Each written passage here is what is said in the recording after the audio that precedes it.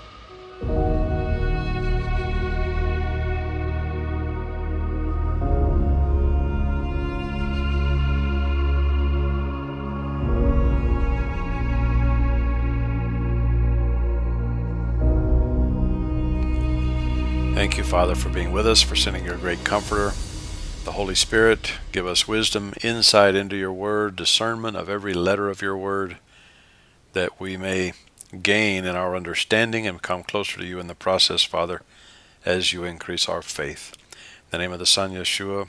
Hallelujah.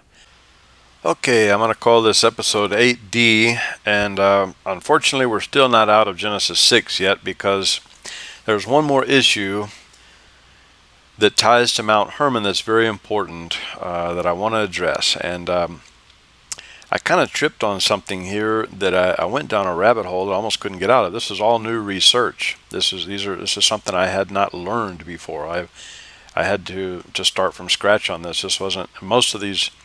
In all of the previous videos, most of what I presented in the video was based on notes with some, maybe a little bit of new research here and there, but mostly old notes over the last 5 years or so. But this one is totally new because to be frank, I didn't know. I didn't know how deep this was going to go. All right, Mount Hermon. By the way, the last 3 videos with Dr. Veith, I hope you got. I know they were heavy.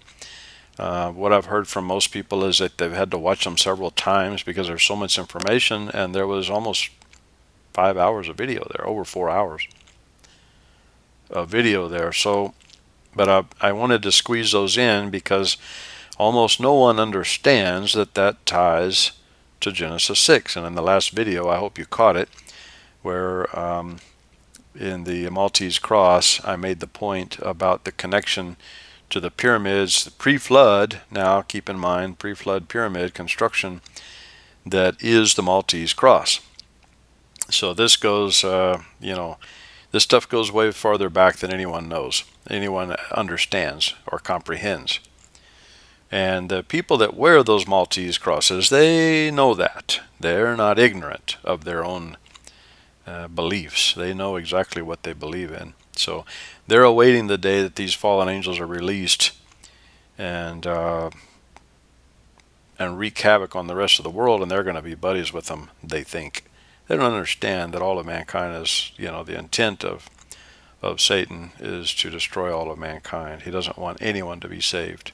His goal is to try to eliminate every human being from the face of the planet, just like almost happened in the flood. God rescued the planet with 8 people.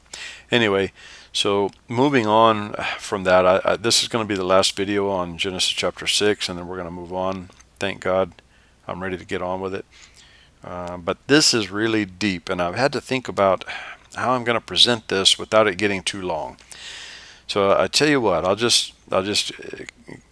kind of hit the highlights of what got me started on this and why it's important to know, and then get into some of the research. So You can see here in this first image, Tel Dan, the city of Dan, is right below Mount Hermon. Now, there's a good reason for that. We need to get to understand everything that's happened. We got to go back into history. We got to first understand the 12 tribes of Israel. Now, here's another image just to help keep the context of where Mount Hermon is, where the city of Dan is, where Caesarea Philippi is, which was the turning point in Yeshua's ministry, where he was going to Jerusalem to be crucified after a healing mission and performing miracles at the Sea of Galilee and all of that. This is a turning point in his ministry where he knows he's going to Jerusalem to be crucified at that point in his ministry. So the reason for that is because of everything that transpired, as we've already covered, everything that happened over the centuries there at Mount Hermon. Now, people in this, when we're going back into ancient times, they were not ignorant of this. They knew all of these. They knew exactly what happened. After captivity in Egypt, which we're going to have to address here in a second because that's where this story actually begins. After the captivity in Egypt, they became indoctrinated to Egyptian ways, and when Moses removed them, in the Exodus, when they were released from Egypt, because Pharaoh believed that the gods of the foreigners that he had in captivity were the reason for the plagues. He finally got the message and said, if I don't get rid of these, slaves, there's not going to be an Egypt left. And so this was kind of where all of that begins. Going into the 12 tribes of Israel is the way we have to break this down. We got to understand the tribe of Dan and what happened. There's a big story here that I wasn't ready for it, and I hope you find it interesting. I'm going to have to try to keep it short because I could produce about maybe 7 or 8 hours of video just on this subject. I'm going to have to condense it into an hour or less. Let's look at the 12 tribes and start with that. So we look at this city of Dan at the foot of Mount Hermon, and we know immediately that there's something wrong with the tribe of Dan. When you pull up the book of Revelation, where it goes into Revelation chapter 7, discusses the 12,000 of each of the 12 tribes, 144,000 that are to be sealed. And what has taken me a long time to comprehend about Revelation, the book of Revelation, is that it is almost entirely dedicated to the 7-year tribulation. So these 144,000 are being sealed ahead of the tribulation. And what we notice in this is that it doesn't match the 12 tribes of Genesis. So let's take a look at these.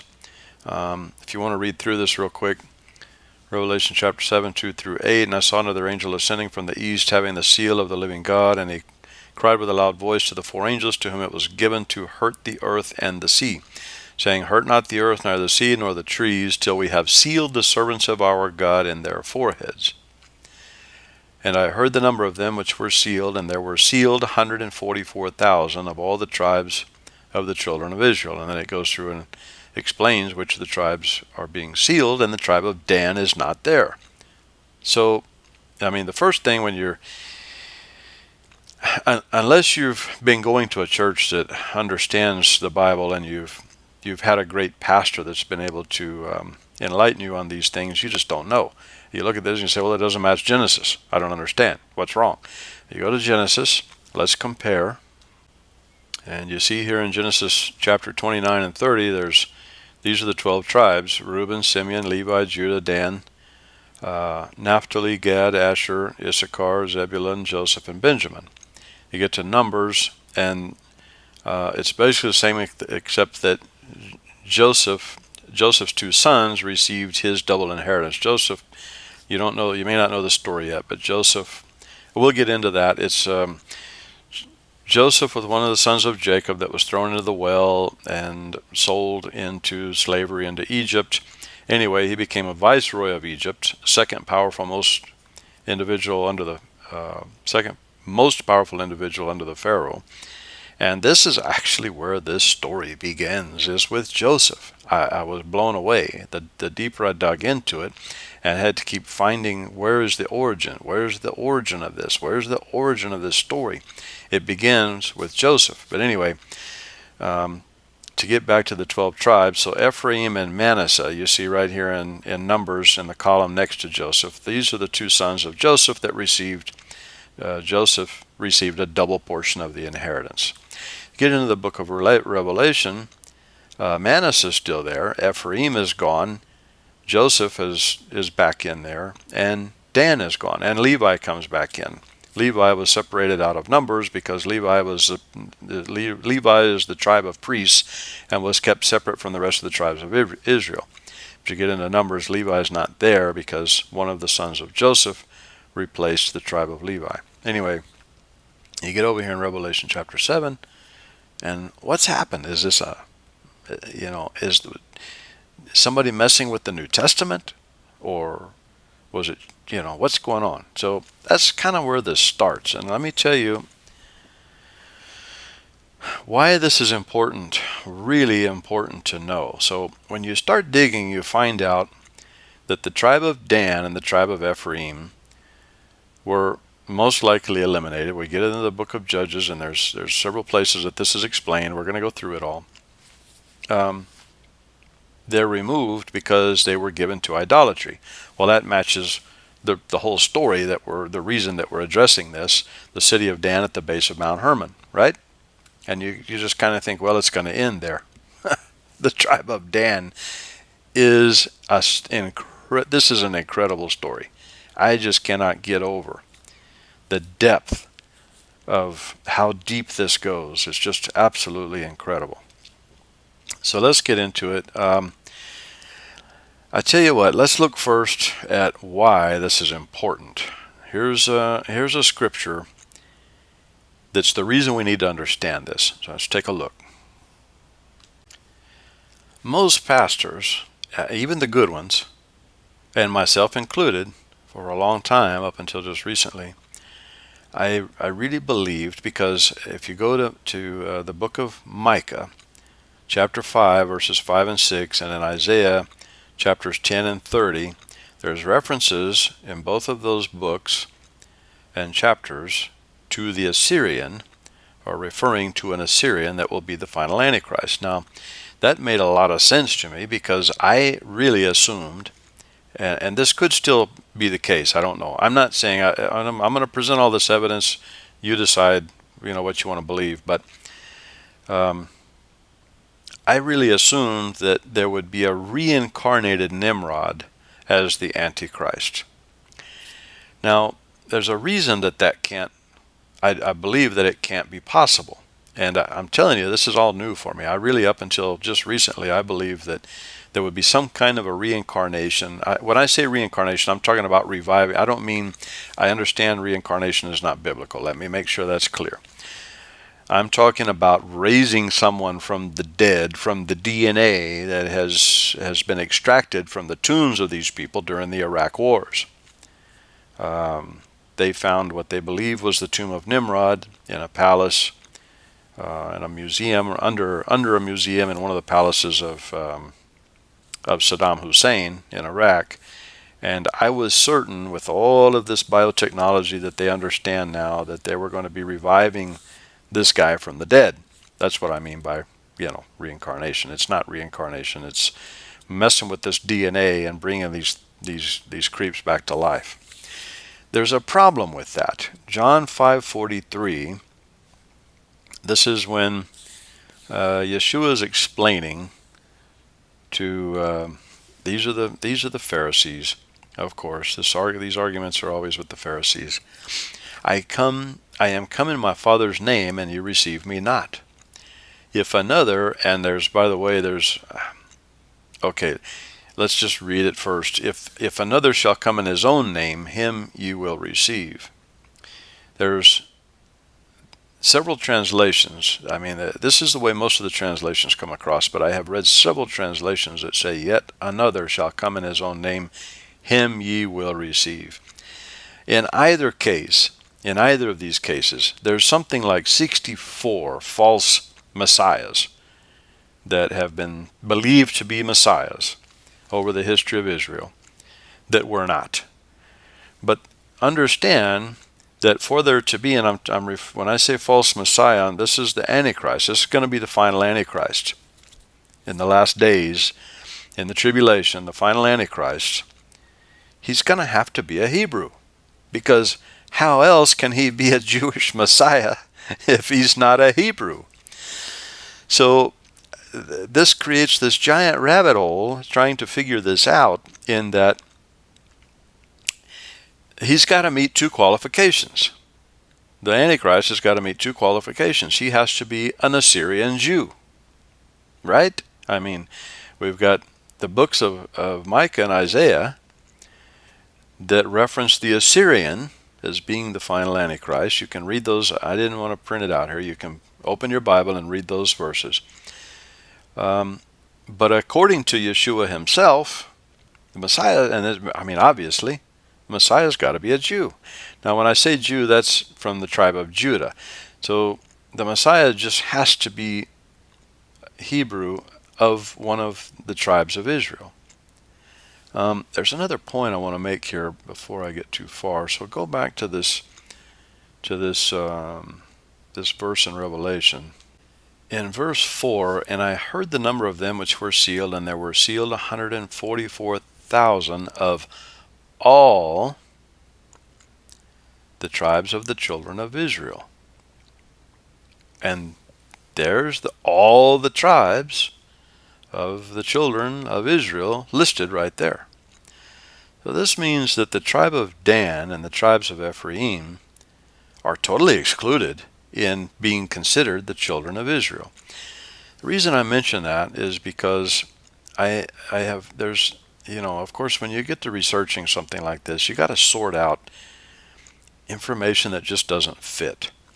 And because the deeper you dig, the more things that you find, the more confused you get, to the point that several times in this I started just to go on with the rest of Genesis and forget about it, because it's really painstaking getting into something that there's so little information available on. You got to dig through. You should see the stack of books that I've ordered to try to sort this out. I'm looking at them right now on my table. There's 5 new books here that I didn't own until a month ago, less than a month ago, to try to sort this out. And you'll find when you begin researching things like this that there's very little information on that. Most of the information that's out there is contradicts it. It's all contradictory information. And so I have to weed out a lot of things where they just don't make sense. So, all right, I'm gonna continue. Let's look at some more of this. But understand where we are right now. We have Revelation 7 that doesn't match Genesis. The tribes of Dan and Ephraim have been removed. We're going to look at the verses that explain why more than likely they're not here. But the point that I want to finally try to get around to is understanding that what I believe is a possibility. Now, I'm not saying that this is for sure going to be the case, but I believe there's enough evidence to say that when we look at how the tribe of Dan expanded around the globe, it's very possible that from the tribe of Dan will come an Assyrian. All right, now where this story begins is going to really blow you away. Begins with Joseph. So let's take a quick look at the story of Joseph, because we have to understand this portion of the story to understand how we get to Dan. So let's look at that, and I'm hoping I can wrap this up. I was hoping in less than an hour. I don't know if that's going to be possible. Let's see here. Let's see how we do. All right, so we have to go back to Egypt again. Unfortunately, we have to keep making a circle back to Egypt to get all of this history straightened out. If historians would just accept the fact that there was a flood, and when the flood occurred, and that there was no ocean before the flood, they would solve a lot of these headaches in trying to sort things out. In researching this, I was trying to go back to the origins of Egyptian shipping. And Egyptology, it'll just make you crazy. It almost does not match the biblical, almost anything biblical about it. It almost just make you crazy. I mean, they try to place this boat right here, for example, at 6,000 BC. Well, okay, perhaps, but it didn't cross the ocean in 6,000 BC because there wasn't an ocean in 6,000 BC. This boat's probably a bad example because it's actually it's showing cargo on the ship. Some of these ships were something to do with some kind of a burial parade that they did for the ancient pharaohs. It's mostly what you'll find online are ships that were not capable of crossing the ocean. When you explore this, you'll find that almost everything available is something that was not seaworthy. And so it just almost seems, I don't know. I don't know how deep these conspiracies go, but I'm sure they go deeper than we realize. Here's a better example. This one's a little bit smaller. Supposedly it's a 3D replication of an Egyptian ship. The sails were made of papyrus paper, supposedly. Now keep in mind, we haven't gotten there yet, but so I mean we're still in this early Genesis narrative. I'm sorry I'm so distracted trying to get around to this whole Mount Hermon thing, and we're getting off of almost derailed. But keep in mind that one thing Egyptology does not understand is the name of the sons of Noah. Ham in our English Bible is actually Cam in the Spanish Bible, and actually Kim in the ancient Septuagint and Hebrew Bibles. The Kemites were the founders of Egypt. The Kemites were Ham and his descendants.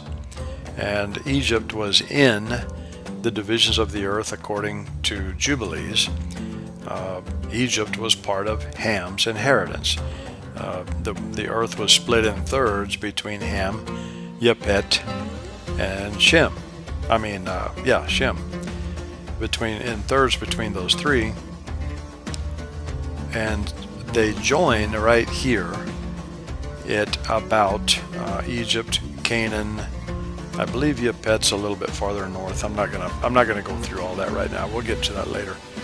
But anyway, so the Kemites were the founders of Egypt. So the descendants of Ham or Cam or Kim, Cam survived the flood, or Ham. I guess I need to call him by his English name, Ham. He survived the flood. I would say, that the guy that survived the flood in a boat built by his father, instructions given to him by God on how to build the boat, might know a little bit about building boats and sailing, wouldn't you think?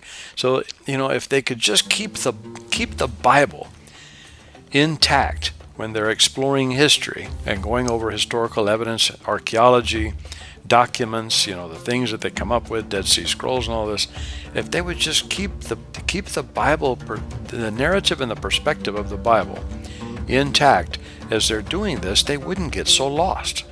We know when the flood happened. We know who the survivors of the flood were.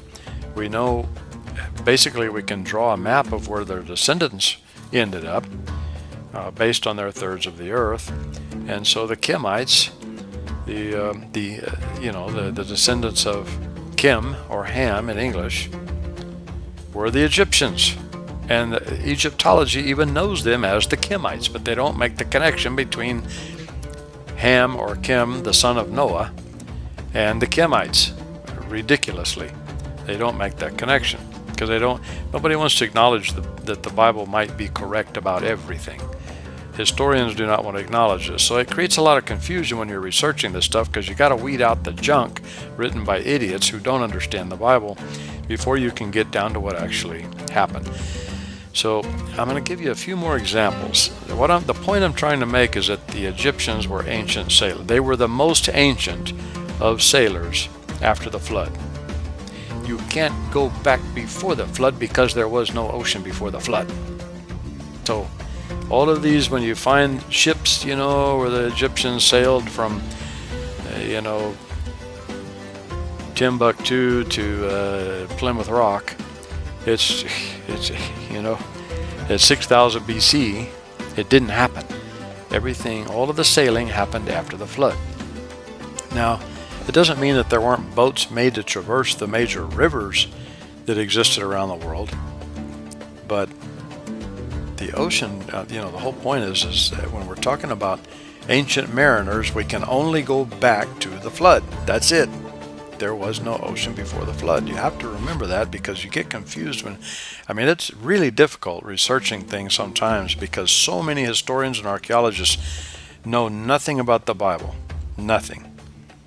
And they use dating methods and mechanisms that are, sometimes accurate, but not always, and probably, I would say, usually not. Anyway, let's look at a couple more examples of these boats.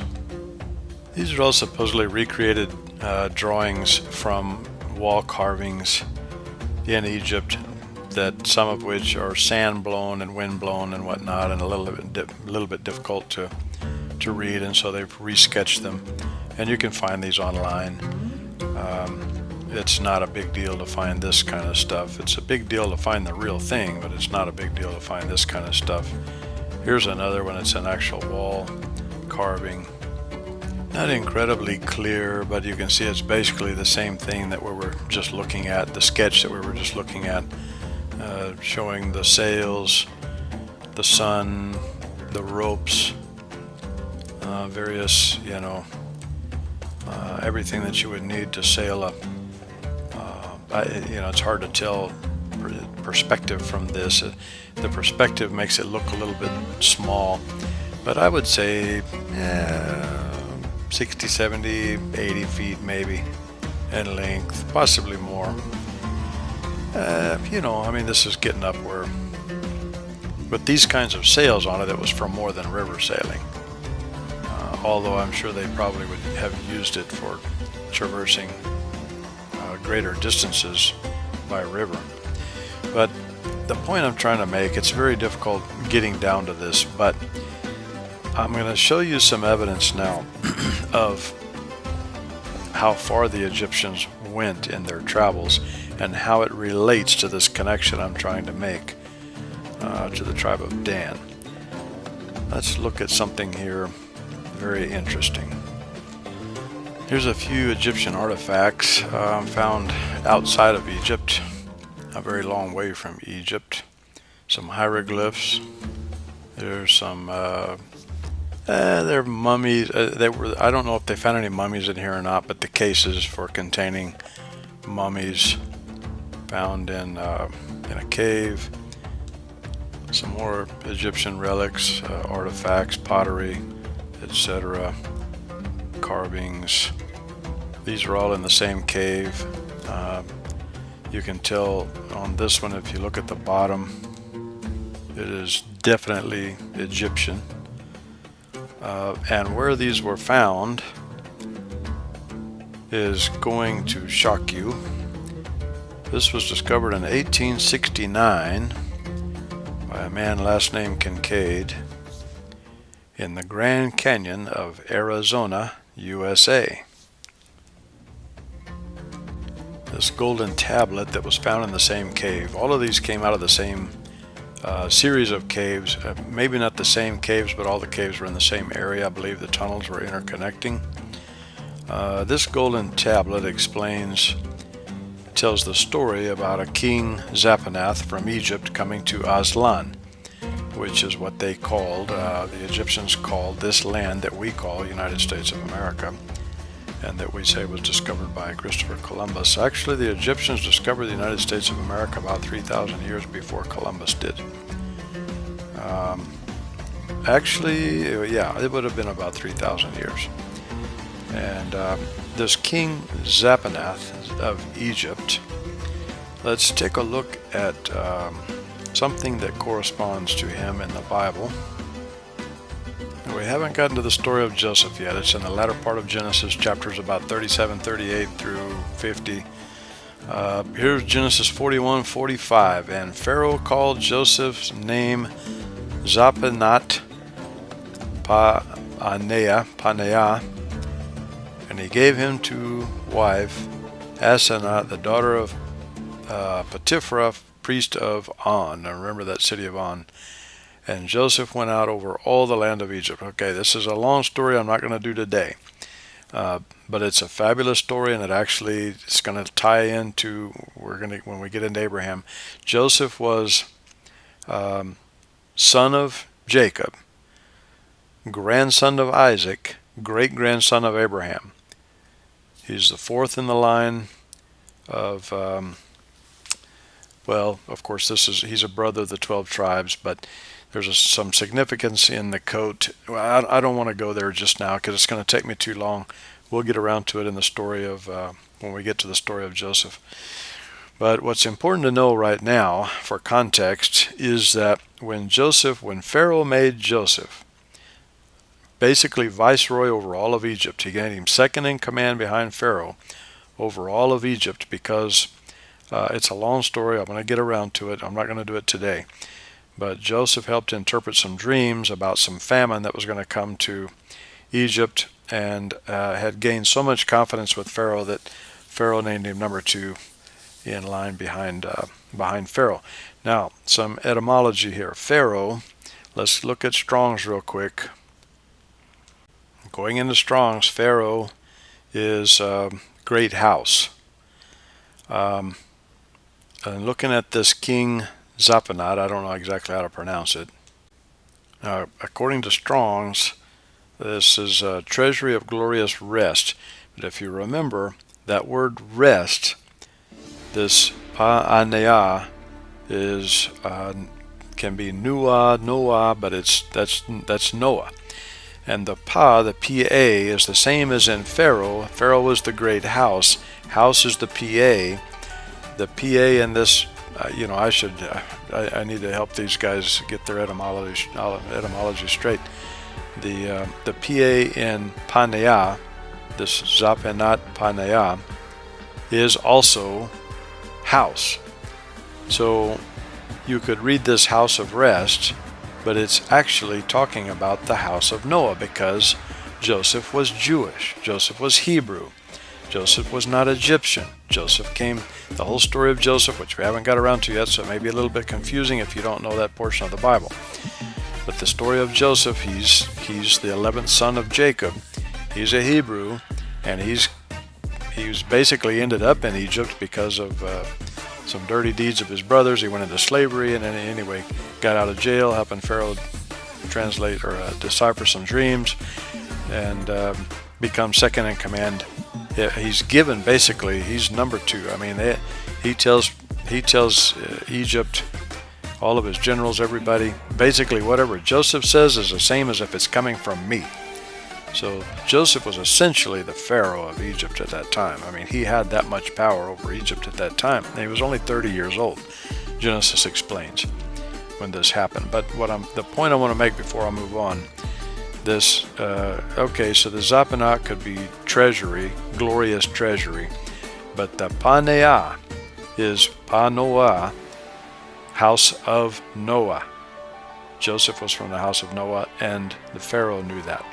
All right, so Joseph was this king, Zapanath, in the Grand Canyon of Arizona, USA. Now, in some of the research that I did on this, they say there's signs of as many. Now, this is really top secret. The FBI still guards all of this stuff. The FBI guards all of this stuff in the Grand Canyon. There are no-fly zones. In fact, let's look at some of the other structures there. All of these structures in the Grand Canyon are named after pharaohs. or in this case ISIS. This is the ISIS temple. Now this is restricted airspace. You cannot fly over this. It's illegal. This is restricted airspace inside the Grand Canyon. All of these ancient, whatever you want to call them, I mean, it's kind of hard to tell when this might have been a pyramid, but it's being protected. It's got a pyramid. It's got the name of a pyramid, and it's restricted airspace over it. There's no access to it on the ground.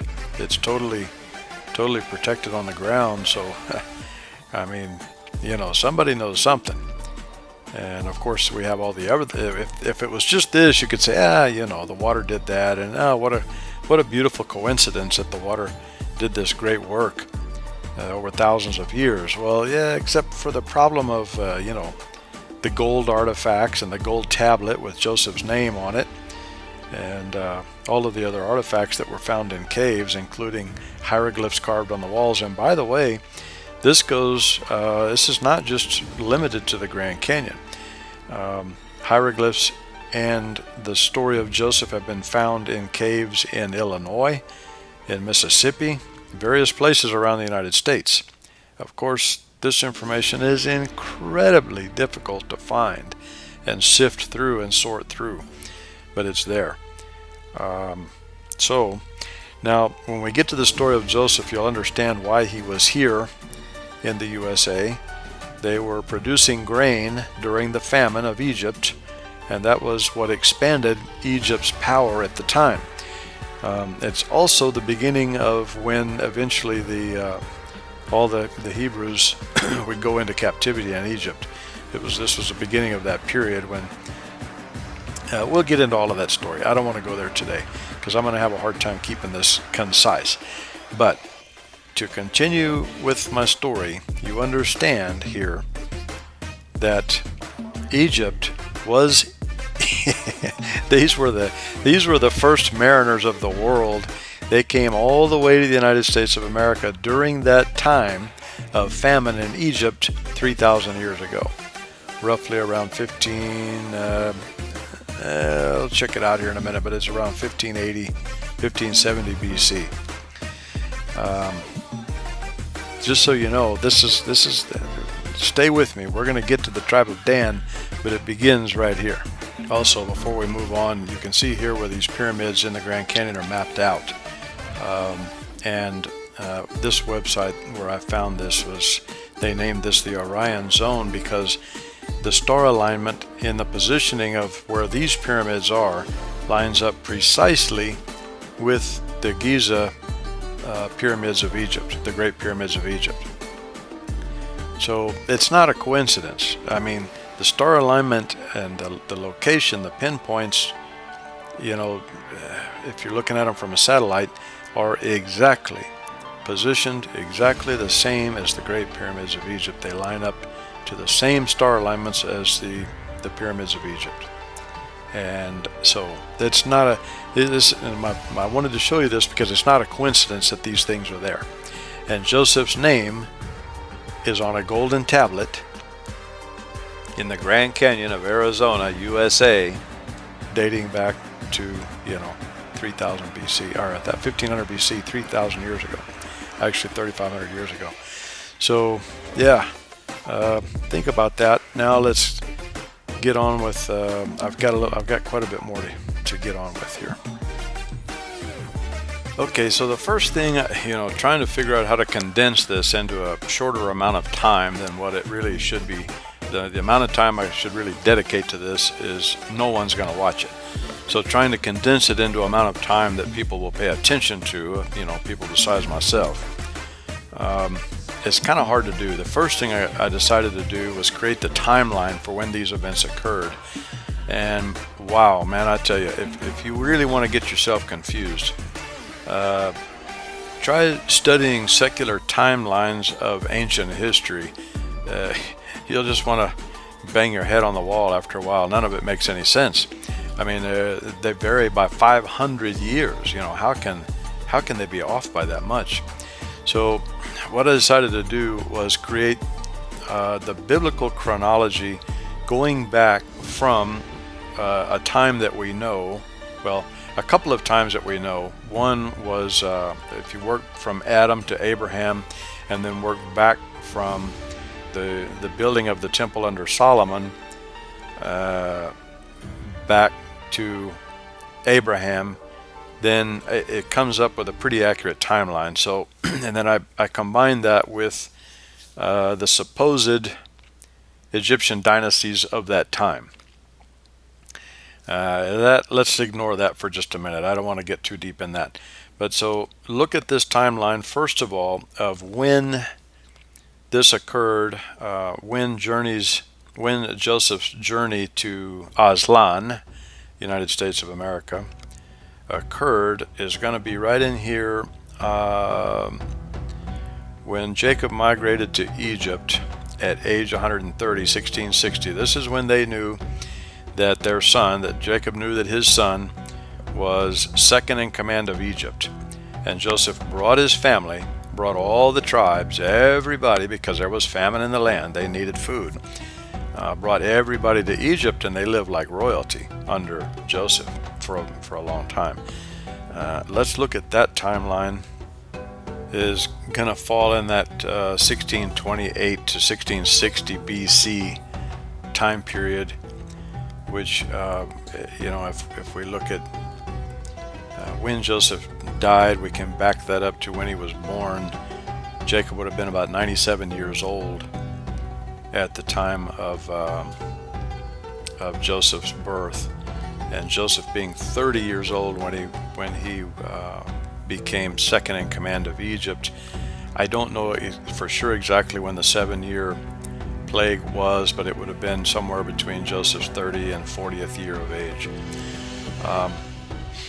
So this period is where we want to focus on to see what the tribe of Dan, what their influence was in all of this, because what we find out is that they were the great pioneers of that time period, or slightly after that, going from about what they call the Bronze Age in the 1200s back to this time period, the late 1500 BC, the late 16th century BC, would have been the time when these people were leaving Egypt or leaving their native lands, and such as the Phoenicians, for example. The Phoenicians and the tribe of Dan were the ancient mariners, the sea peoples of old. There were other sea peoples, but these were the most influential. And where they learned their sea trade was from Egypt. I believe that the tribe of Dan, all right, let's look at a couple more things. But I believe that the tribe of Dan, under Joseph, were the shipbuilders, because they were known as being exceedingly talented craftsmen. In fact, later on, many years later, they're actually, we'll look at this in a second, but there's actually a descendant of the tribe of Dan accredited to the building of the Ark of the Covenant. So these were exceedingly talented craftsmen, builders, and I believe that Joseph utilized them in the construction of ships that were utilized to make these journeys around the world. And this is where they learned not only shipbuilding, but sailing. And now let's look at where we know of some ancient settlements of the tribe of Dan prior to the Exodus. So there was the tribe of Dan that left Israel with the Exodus.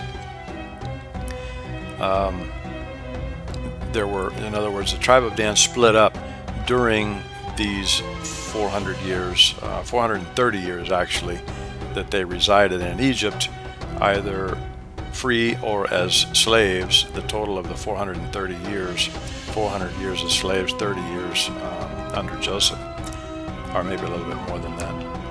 But it was, this is where the tribe of Dan split up and began to move about. And how we know is that they attached their name to everywhere that they went. So the Danites, the ancient Danites, we can trace their destinations by the names that they left on these ancient places. Now this is where it gets really interesting. Take a look at this map. So keep in mind that we're talking about the Kemites when we're talking about ancient Egypt. These are the ancient migrations of the Kemites, descendants of Noah, from the son of Noah, Ham. He was the founder of Egypt. And there's a whole lot more to this story that we're not going to get to today. But they migrated west from the east where the ark landed, where Noah's ark landed. We're going to take a look at here in a couple of, we're getting there. We're getting there. I'm working at it. I'm sorry it's taken me so much time to get through this, but I really did not expect to come across this whole tribe of Dan phenomena. So where Babylon is, this was Nimrod's first settlement. Now, he didn't stop there. We know, if you remember in one of the previous videos, this monument on Mount Hermon, built by Nimrod, these would have been the beginnings of the ancient Phoenicians. So the Phoenicians had their roots in the Babylonian, the origin of Babylon and Nimrod and all of that. The founders of Phoenicia were also very, I would say, sophisticated, diligent, talented travelers, adventurers, coming from that time period of Babylon. Now, from there we go to Egypt, and so Egypt has its origins in Babylon, and that's the reason all of the Babylonian relics, all of this ancient Isis, Osiris, and all of this is in Egypt, that came from Babylon, is that connection between Nimrod and Egypt, which Nimrod being from the line of Ham, son of, I believe it was son of Cush. We'll look at that here coming up. We get into all of this with Nimrod, is how it ends up in all of that idolatry and everything that came from Nimrod ends up in Egypt, and all really that they did was mirror something from pre-flood times. They were getting this information probably from fallen angels and mirrored a lot of things from pre-flood times. I don't know where they got all of their information from. There's a lot of speculation on that, but I know that one source of it had to have been fallen angels, because the fallen angels were trying to restart in the post-flood world everything that had happened in the pre-flood world. These are things that are left out in, well, of course they're left out in secular history, but it's left out of most of biblical scholar history as well. So take a look at this, and then where I've circled in yellow here would have been the first migrations of the Egyptians to other parts of the world, going back to this time period when Nimrod was probably still alive, which means Abraham would have still been alive at the same time too. Look at these migrations into Greece, Europe, and then, of course, later on out of the Mediterranean into the Atlantic, and crossing the Atlantic into the Americas. This is early. Now take a look at, we're going back here beyond 2000 BC, little more than right at about that 2000, about 1900 BC, something around there. Now look at these early Phoenician migrations out of Canaan. This came as a result of their settling, or their settlements, coming out of Babylon. And keep in mind that they were continuing to migrate to the west from the east where the ark landed. We'll get to that. I'm not there yet, but we'll get to that.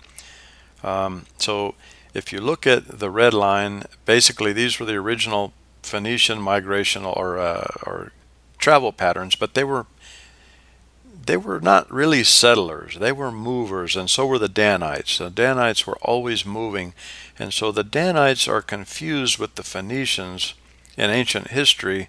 The Phoenicians are getting credit for a lot of the Danite settlements, and Danite being from the tribe of Dan that split off in Egypt away from another portion of the tribe of Dan that left with Israel in the Exodus. Not all of the tribe of Dan left with Israel in the Exodus. Some of them split off.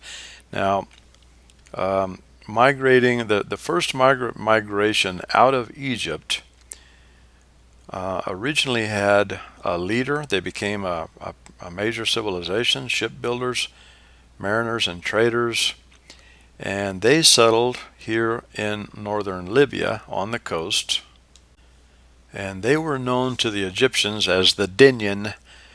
Keep in mind that there's no vowels in the Hebrew language. It's just DN for Dan.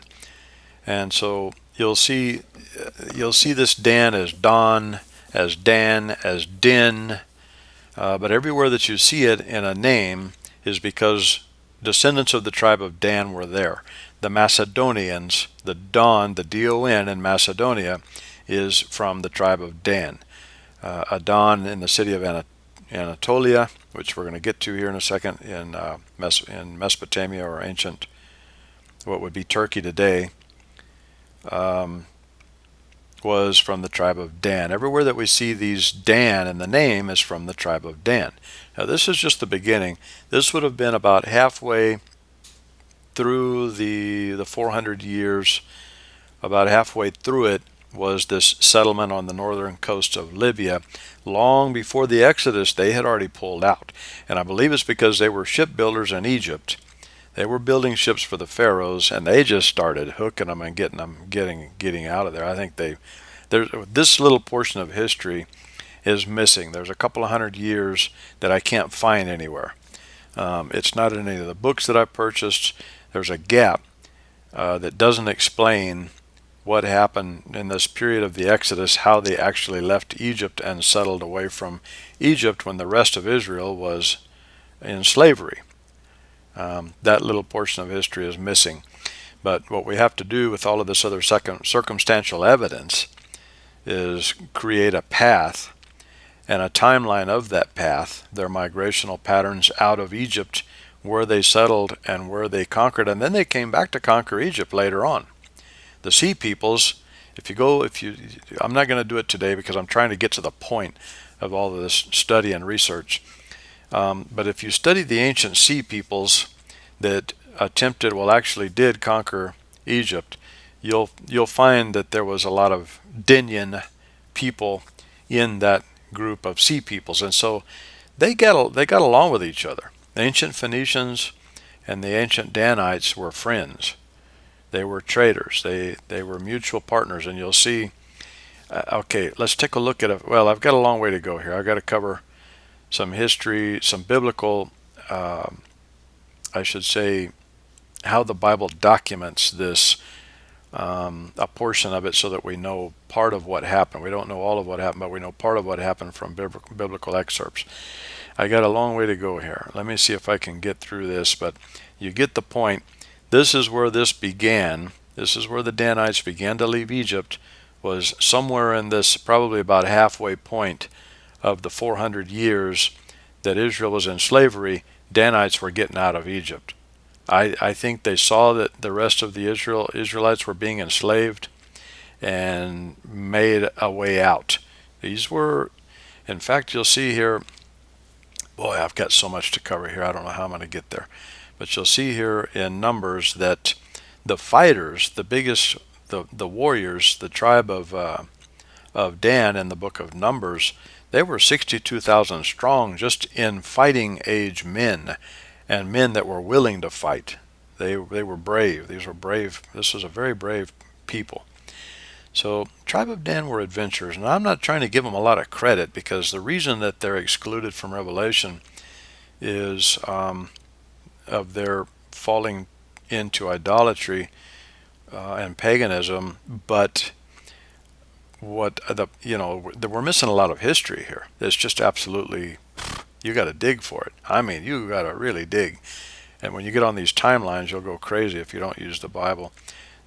Egyptology is almost just totally lost. The more you learn, the more you lay out biblical timelines with history, both secular and biblical, the more you learn that Egyptology is a joke, a total joke. I don't know who runs it, but it's a joke.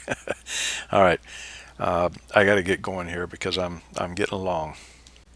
I'm going to have to skip over a lot of things I wanted to cover because it's just taking too much time. But so I'm going to go ahead and fast forward. This would be about the time of the construction of the Temple of Solomon. These would have been the areas already settled and heavily developing by the time of the construction of Solomon's temple, give or take 500 years from the time that they began to leave Egypt.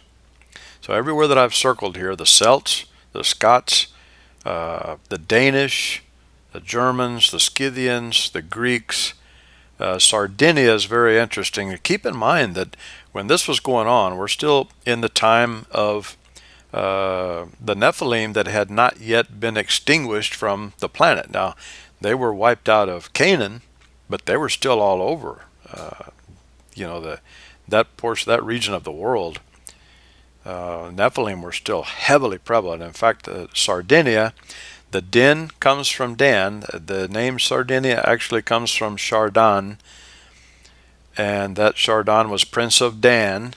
So they settled there on that island, and that today is one of the highest concentrations of Nephilim remains in the world, is on the island of Sardinia. I tell you what, if you want to do some more research on that, go to Tim Alberino's website.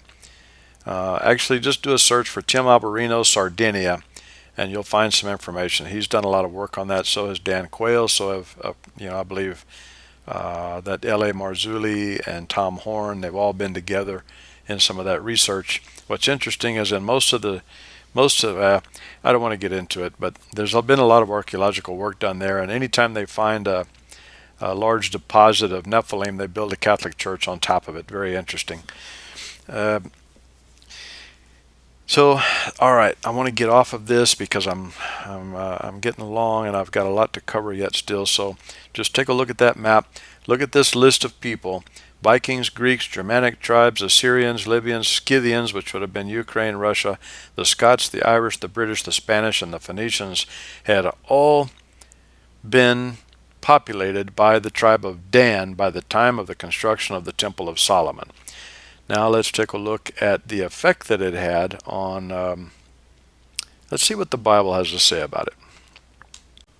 I'm having to skip around a little bit to put all this together, but let's look at a map of how the divisions of the 12 tribes of Israel came down. This is in Joshua from about it's all broken down from about chapter 13 to chapter 18 when they conquered, maybe 19, when they had conquered Canaan, and then the land of Canaan was divided up between the 12 tribes. And you can see now, we know that Dan was a very large tribe. Even after the Exodus, they were the largest tribe of Israel, and not all of them were in the Exodus, as I've been saying here. They left Egypt before the Exodus, and they began establishing all of the shores of the Mediterranean long before the Exodus. But the tribes that were left, so look at this portion that Dan received next to Philistine, next to Palestine, the land of the Philistines. It's this little tiny portion, and they were very upset about it. And they ended up, you can see up here by Mt Hermon, they conquered this little area up here by Mt Hermon and took it away from the Lish people, the Leshem people. Which is a whole other story, and I'm already too long to be able to go into all these details. But this is how their issues began. Now let's go back now to Genesis and see what Jacob says when he's prophesying over the 12 tribes right before his death. Let's look at what he says about the tribe of Dan. Genesis 49 verses 16 and 17. Jacob on his deathbed is prophesying over each of his children who will represent the tribes of Israel. And for Dan, verse 16, Dan shall judge his people as one of the tribes of Israel. So as one of the tribes of Israel, in other words, he's not a tribe of Israel. Verse 17, Dan shall be a serpent by the way, an adder in the path that biteth the horse's heels, so that his rider shall fall backward. So there's obviously an enigma here associated with Dan. Jacob's prophesying. He's in the spirit. He's about to go on into the next life, and he's in the spirit, and it's the Holy Spirit over him is doing the work here and prophesying over these 12 tribes. Dan shall judge his people as if he were one of the tribes of Israel. This is peculiar. Dan shall be a serpent by the way, an adder in the path. Let's look at, all right, I know I'm skipping around. I want to go back now. Let's look at the origin of Dan. I'm kind of going backwards in all of this, but I had to start it this way so that it would make sense. I had to start from a different beginning so that the story of Dan would make sense. Let's look at Dan's beginnings. Genesis chapter 30, we see a similar story as with Abraham, Sarah, and the handmaid that we'll get around to. Let's read it. And when Rachel saw that she bare Jacob no children, Rachel envied her sister and said unto Jacob, Give me children, or else I die.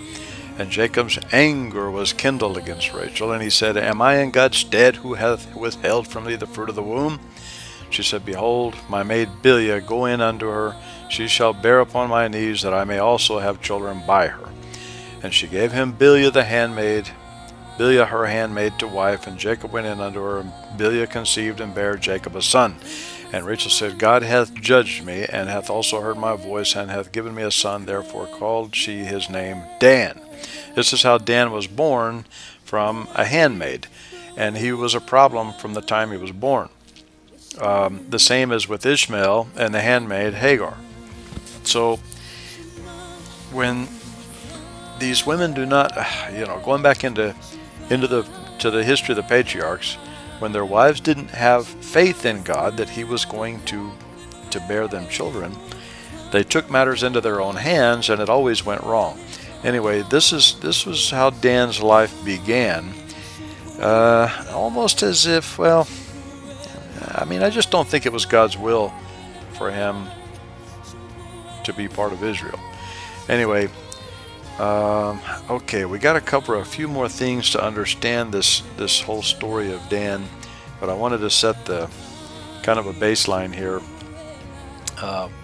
for the fact that Dan has got issues from the time he's born, and then the way that Jacob prophesies over him when he's on his deathbed, the prophecy of being a serpent by the way, kind of sets the stage for what's to come. Let's keep looking at what else the Bible has to say about this Dan. A couple of examples here to go over to understand. So in Judges 18 explains one of these events that gives us a clue as to something that may have been wrong with the tribe of Dan. I'm going to skip through it. You can read the whole chapter if you want. I'm going to go down to verse 16. And the 600 men appointed with their weapons of war, which are of the children of Dan, stood by the entering of the gate. This is when they overtook the city of Leshem and the Laish or Leshem, and made it the city of Dan. And the 5 men that went out to, this is up by Mount Hermon, the 5 men that went out to spy out the land went up and came hither and took the graven image, the ephod, and the teraphim, and the molten image, and the priest stood in the entering of the gate with the 600 men that were appointed with the weapons of war. And these went into Micah's house and fetched the carved image, ephod, the teraphim, the molten image. Then said the priest unto them, What do ye? And they said unto him, Hold thy peace, lay thy hand upon thy mouth, and go with us, and be to us a father and a priest. For it is better for thee to be a priest unto the house of one man, or that thou be a priest unto a tribe and a family in Israel. And the priest's heart was glad. He took the ephod and the teraphim, the graven image. So this was kind of, they plunged into idolatry, basically. The problem with this was, there's a lot of problems with it, but they hired this Levi priest because they really didn't know much about the God Jehovah. They didn't know much about the great I Am, Yahuwah in Hebrew. And so they hired this guy, and they take over this town. They hire this priest, they keep him with them, but they're into idolatry, and they just happen to end up there at Mount Hermon. I just don't think that's a coincidence. With everything that we've learned about Mount Hermon, the way that they took this city and made it the city of Dan really indicates that there's a problem with this tribe of Dan. Beyond all the other tribes. Now, there was another tribe, Ephraim, that was also given to idolatry, and I believe this is a reason that they're cut. Well, a lot of reasons. There's a lot of reasons. But this is one of the major reasons that they're cut out of the 144,000 sealed in Revelation, the book of Revelation. And notice here in verse 19, And they said unto him, Hold thy peace, lay thine hand upon thy mouth, and go with us. In other words, be quiet, shut up, follow us, and be to us a father and a priest. Is it better for thee to be a priest unto the house of one man, which would be Dan, or that thou be a priest unto a tribe and a family in Israel? See, they're already assuming themselves to be exiled from Israel at this point. They're already assuming that they're not part of Israel. So, there's not a tremendous amount of evidence on this, but if you take these little bits and pieces here and there, they were excluded probably by this time. By this time, they were already excluded from Israel. And this is already way beyond, this is way beyond the Exodus and Canaan and all of that. This is after the conquering of Canaan, and they're going up and trying to take a piece of Canaan for themselves. They're not happy with anything, so they've separated themselves at this point. And that's the reason, that this verse reads this way. That they're actually not a tribe of Israel. It's peculiar, and you got to really work at it to catch it, but this is what it appears to be. Okay. So they are of Hebrew origin. They are a tribe unto themselves, but they are no longer one of the 12 tribes of Israel, but yet they are a tribe that will judge Israel according to their father, according to Jacob. This is what he prophesied over them. They would be Israel's judge. Very peculiar. All right. When I first began going down this rabbit hole of the tribe of Dan being the founders of Greece, and came to the conclusion that most of Greek mythology was rooted in the Genesis 6, the pre-flood events of Genesis 6. However, recall that we haven't gotten there yet, but you're gonna learn when we get there, and you may already know, but if you don't already know, there were giants all over the world after the flood. And as Genesis 6 points out, there were giants in those days and also after that. Also after that, this is the flood narrative, so also after that is the flood, after the flood. So the story of Hercules, the more you look at it, it's a parallel, almost a parallel. I mean, there's a lot of exaggerations, but I believe what they did. I think this is the life of Samson, and I believe that Samson spent time across the water at Greece, across the water from basically the area of Dan was right next to Palestine at Joppa, and we'll look at a map here in a second, but I really think that the story, I think Samson was Hercules, and the mythology that grew from this Hercules mythological figure stemmed from battles that I believe that Samson probably actually participated in, even though they're not, some are biblical, some are not. But let's take a look at Samson, because he's from the tribe of Dan. The reason I bring this up, Samson is of the tribe of Dan. I think the most obvious comparison between the two is that they both killed a lion with their bare hands. But in the story of this lion with Samson leads us to something that I think we need to pay attention to. Now there's another connection. There's the Greek Mopsus, M-O-P-S-U-S. It's very difficult to find information on, but he's the first Greek mythological figure, supposed mythological figure, that has actually been proven to have existed in archaeology that's going on right now as we speak. I believe this was discovered in 2007. Archaeology that's going on right now in this area of ancient, I believe it's called Mopsuestia. We're going to take a look at a map here. Let's go ahead and look at that. This is a map of Turkey, which was called Anatolia in the time period that we're talking about, the Bronze Age. This Mopsuestia was a location of, this is where King Mopsa traveled to from Greece. Now he was a Danite. This King Mopsa traces back to the tribe of Dan.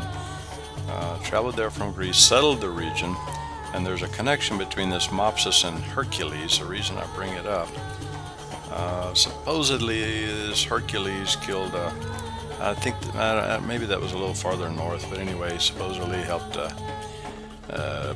Poseidon or Zeus or one of them kill a sea monster. I think a lot of this, keep in mind there were Nephilim in the land. So I believe that this mythology is rooted in battles that occurred between, another thing that the Samson and Hercules have in common is that they were what's the way to put, given certain powers from their God from the time of their conception. I think it's the same story. Really, I believe it's the same story, and I believe Samson moved around that region at that time. I'm sure he was a guy in high demand. The Bible doesn't tell that part of the story. But anyway, so the point is that there's a connection between Hercules and Samson. Now, if you think there's not, take a look at the etymology of the word Hercules, of the name Hercules. The root word for Hercules actually comes from Hebrew. It's not Greek. Rakal, R-A-K-A-L, pronounced Rakal, is a merchant, a primitive route to travel for trading. Merchants or traders. And here is the way that the word's used, Heraclim. The Heraclids were the traders, the sea traders, from which Hercules was born. He's from the tribe of the Heraclids, the traders, the sea merchants, the sea people, the tribe of Dan. So, by definition, they're saying that this guy is from the tribe of Dan. Hercules was from the Heraclids, which was from the tribe of Dan. The sea traders from the tribe of Dan. That may be a little bit of a stretch, but I believe there's just too many connections to overlook this. Getting back to this area of Mopsuestia, there's a lot of strange names here I'm having difficulty. Looking again at where this is located, and here's a better map of it. You can see right here next to this Mopsuestia is Adana, just to the left of that there. And this city of Adana, this entire region, was settled by the Danites under King Danau that we just talked about earlier. This King Danau that came out of Egypt, settled that area of North Libya, and then began to expand they were the travelers, they were the sea merchants, they hooked up with the Phoenicians, and they literally ruled the seas around the world. But of course their focus was their concentration. This was, as we know, the cradle of civilization and all of that. These were very active trade routes around the Mediterranean, and most of the people lived near the sea because of the trade routes. Supplies were easily accessible near the sea because that's where the ships came in with food and supplies and spices and whatever from other countries bordering the Mediterranean. But this Adana right here, this is where this Mopsuestia, Adana, this entire region was dominated by the Danites. This King Mopsus that was the founder of this Mopsuestia. And Hercules, some activity here of Hercules. In fact, they're discovering some murals, mosaics that match mosaics in the synagogue of Samson down near the Sea of Galilee. They're very interesting. Here's a mosaic that I want to show you. This mosaic is in this new archaeological find in Mopsuestia that they've been excavating since 2007. And what this is the Danites' perception of their God and Noah that crossed them over from the flood. So the Danites carried some Christian, or I should say some Jewish, some Hebrew traditions with them, coming down as descendants of Noah, descendants of Abraham, Isaac, and Jacob.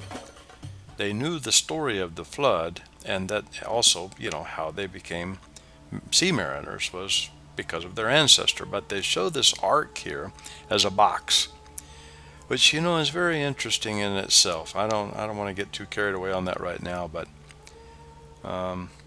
there's been some speculation that some of the species were just DNA contained in a... All right, I'm not going to go there. Not this time around. I'm already way too long on this to be jumping off, derailing myself again. But I just wanted to show you this because this is in that area. This is the ark. This is Noah's ark. There's all the animals coming out of the box. This was their perception of the ark. Obviously a little bit flawed, but keep in mind that they've broken away. They're very distant now. They're very distant from their roots, but they still remember. They still have traditions and whatnot that they know that they're rooted in. They know that their origin is Hebrew and that this is a story of the flood. Anyhow, I just wanted to show you that because of where it's at, the region it's in. Let's get back to Samson, because I believe there's something I want to hit on before we close this that I believe ties this up. I'm just gonna throw it out here and you stew on it, because I'm not saying that it is. I'm just saying that what it looks to be, what it appears to be, and then you decide. If you're not familiar with the story of Samson, you might want to get familiar, because at the rate it takes me to do these videos, I think Yeshua will return for the rapture before I get to the Samson story in the book of Judges. But anyway, Samson is one of the most interesting people of the Bible. There's a lot dedicated to the story of Samson, close to half of the book of Judges. He's got a lot of female problems. He definitely has that going for him.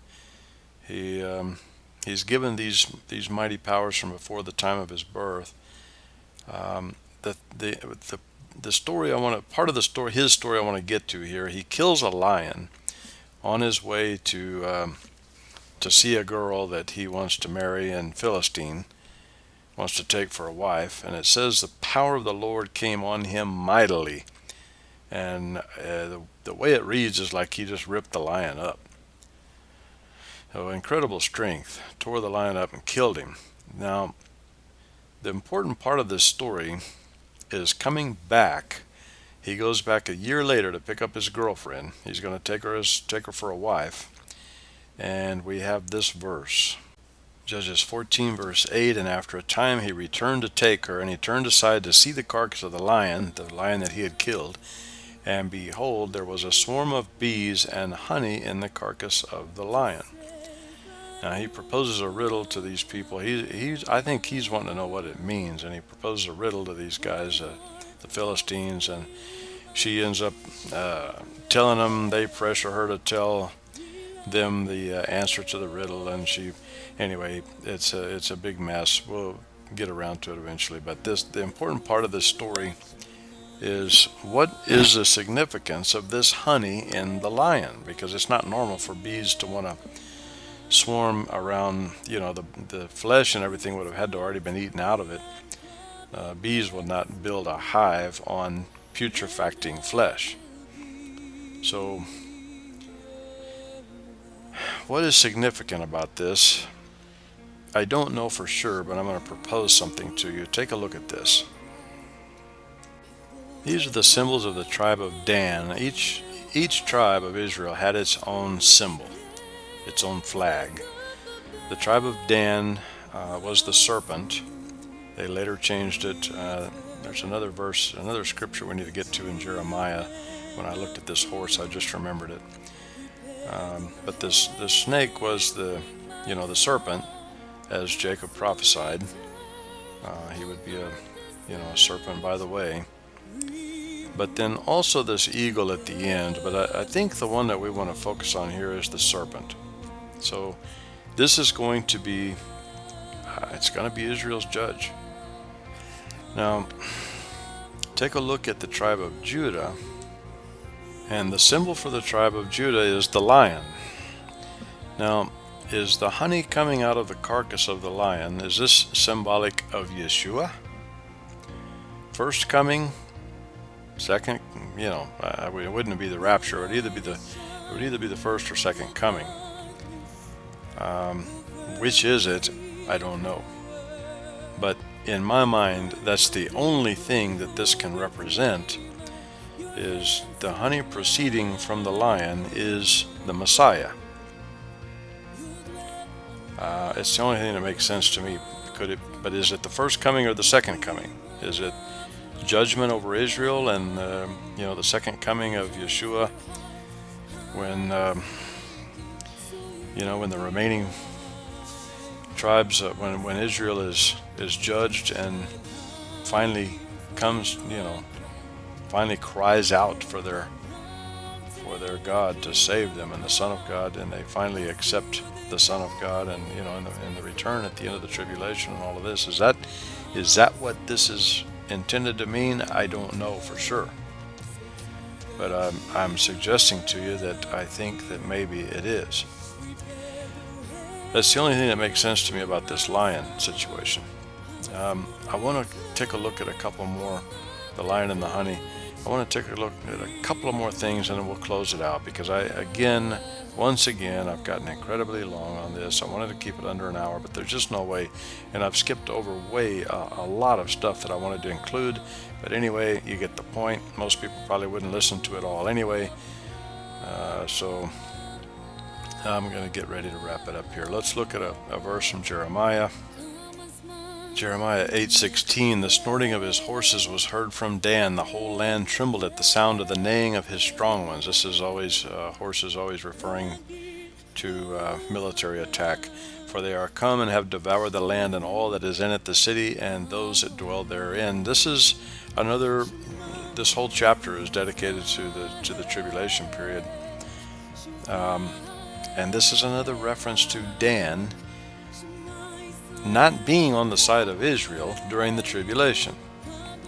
So there's a lot of things pointing to me. Now remember, so let's get back to this map here of Anatolia, ancient Turkey. If you look at this map, I mean that, Dan could come from any one of these regions, but also now at this point could come from the United States. I mean, Dan could come from anywhere. But according to Micah and Isaiah, he must be an Assyrian, and I think the reason that it's prophesied this way is so that we know, yes, it will be from the tribe of Dan. The Antichrist will be a Hebrew, but he will come from Assyria. He will be of the tribe of Dan, coming out of Assyria, where, Assyria, this was one of the first areas that the tribe of Dan expanded to. Well, first, I believe, obviously first was going to be northern Africa and Libya, and then from there Greece, and then from there the rest of the Mediterranean, and then on from there to basically the rest of the world, almost practically the rest of the world, the rest of the Western world for sure. But the tribe of Dan must come from, the Antichrist must be a Hebrew according to Yeshua, and he must also be an Assyrian according to Isaiah and Micah. If we're going to try to narrow it down to being, he must be a Hebrew. The only Hebrew that would judge Israel would be from the tribe of Dan. He must also be an Assyrian, and this is the area that I've got circled here on the map that was heavily settled by migrants from the tribe of Dan coming out of Egypt and then going to Libya and then on to Greece and on the rest of the Mediterranean. This area was heavily settled by early Danites, early Danites, going back around 1400, 1500 BC. So, is this what it's going to be? I don't know. Hopefully we're not here. Hopefully we're gone. Hopefully the rapture, and we're not worried about who the Antichrist is going to be. But the point is, the rapture's nigh. The rapture's just right around the corner. Sometime could be any time in the next, as I've mentioned several times, could be any time from the time you're listening to this to the next few years. The Antichrist is alive in the world right now. He's somewhere in the world right now. And he must be a Hebrew and he must be an Assyrian, both, according to Yeshua, Isaiah, and Micah. So, all right, there's one more thing I wanted to cover, and I had intended to insert it previously, and I forgot about it, and I want to close this thing and get out of here because oh, good grief, an hour and a half, and I wanted to keep this under an hour, and I didn't do justice to this video. It feels like I've hacked it up. It feels like I've done a horrible job on this. It's nothing like what I wanted, but what I wanted would have been way too long, so we're going to cut it off here. There's one more thing I want to throw in.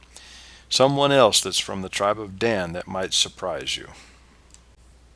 In 2 Chronicles 2:13 and 14, and now I have sent a cunning man endued with understanding of Hermon my father, the son of a woman of the daughters of Dan, and his father was a man of Tyre, skillful. This is Hiram of Tyre. This is Solomon commissioning Hiram of Tyre in certain aspects of the construction of the temple, basically the finishing aspects of it, to enhance its beauty. Again, they were very skilled craftsmen, and this Hiram of Tyre obviously very skilled himself. Now, that's not as incredible as the next thing I'm going to show you. I did a little research on the genealogy of Jezebel, who was married to Ahab, king of Israel, at the time of Elijah, when Israel fell back into idolatry, basically on her account. And the Jezebel spirit of today is easily identifiable by sexual manipulation for power and money, and it can start at a very early age. It doesn't have to be in, adult people. But anyway, going back to this Hiram, king of Tyre, commissioned by King Solomon, she was a great-granddaughter of Hiram of Tyre, who was of the daughters of Dan. So I think that's pretty interesting, and what you can do with that information, I don't know. But I think it's interesting to know that there's a lot of strange characters that have emerged from the genealogy of Dan. From the DNA of Dan are a lot of peculiar individuals. All right, I think I'm going to have to cut it off here. There's a lot of things I didn't get to, but we're at an hour and a half, so I'm going to shut it down. And we'll just have to pick some of this up another time. If you have any questions or want to follow any of this, I'll be glad to share the books, the information with anybody that's interested in continuing on further research on this subject of Dan. But I think for now you get the point. I don't know if for sure if the antichrist will be a Hebrew, but I believe Yeshua's words say that he will be, but he must also be an Assyrian. So he's got to be an Assyrian Hebrew, and the only way that I believe that can happen is through the tribe of Dan. I could be wrong about that. I'm wrong about a lot of things, but it's food for thought. Do with it what you wish, but this was a lot of work to put this together. I hope you got something out of it. Let's listen to a little music and wrap it up. Just real quick before we close, to clarify, I wanted to circle this little area in the ancient Assyrian Empire where the Danites, the tribe of Dan, had settled so heavily and dominated so heavily, is right there where I have circled on the map. I wanted to clarify that, and then, and one more thing, not to forget, the reason I did this video was because of the location of the city of Dan at Mt Hermon, at the foot of Mt Hermon, and this time period when the city was taken away from the Laish people, the city of Laish, Lashem, was in the exact same time period that the other Danites had so heavily dominated that region of ancient Assyria. So I just wanted to point all that out and bring it all together here at the end. Thanks for the video. I feel like I kind of hacked it up pretty bad, but maybe you'll get something from it and we can move on to the rest of Genesis. Thank you, Father, for being with us in this. Enjoy the music.